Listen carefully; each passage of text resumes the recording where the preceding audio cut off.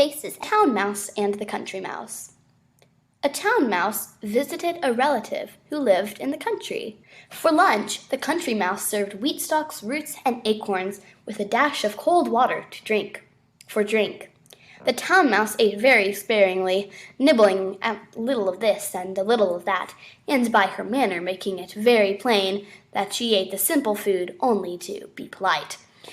After the meal, the friends had a long talk, or rather, the town mouse talked about her life in the city, while the country mouse listened.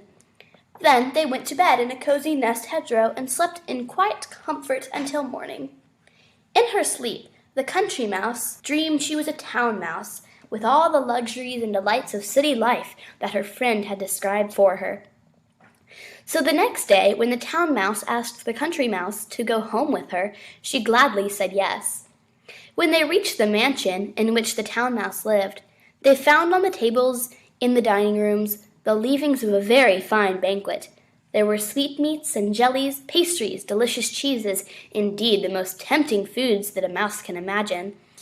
But just as the country mouse was about to nibble a dainty bit of pastry, she heard a cat mew loudly and scratch at the door.